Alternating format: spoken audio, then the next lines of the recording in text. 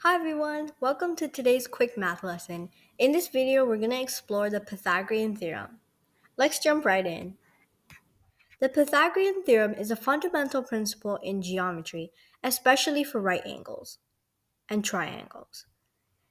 A right triangle has one angle that's exactly 90 degrees.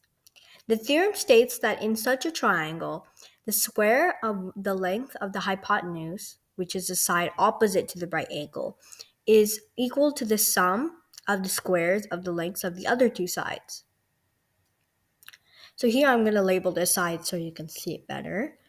And the formula looks like this. A squared plus b squared equals c squared. Let's break it down with an example. Suppose we have to find a right triangle where one leg is 3 units long and the other leg is 4 units long. We want to find the length of the hypotenuse. Now, A is equal to 3, B is equal to 4, but we don't know what C is, the hypotenuse. So first what we're going to do is we're going to plug the values into our formula. So if we plug it in, we're going to get 3 squared plus 4 squared equals C squared. Now let's solve it. So 3 squared is equal to 9, and 4 squared is equal to 16. Now, according to the formula, we're supposed to add them together. And when we add them, it's 25. So c squared is equal to 25. And to find the value of c, we have to square root both sides. So c is equal to 5.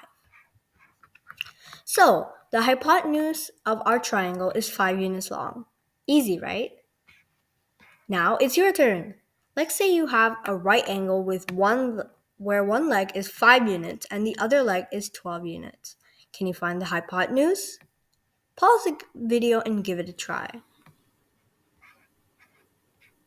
Okay, welcome back. Let's solve it together quickly. 5 squared plus 12 squared equals c squared. When we evaluate it, we get 25 plus 144 equals c squared. And if we add them up, we get 169 is equal to c squared. Squared both sides, and c is equal to 13. So the hypotenuse is 13 units. Great job. That's the Pythagorean theorem in a nutshell. It's a powerful tool in geometry and you'll use it a lot in various math problems. Thanks for watching. If you enjoyed this video, don't forget to like, comment, and subscribe for more quick math lessons. See you next time.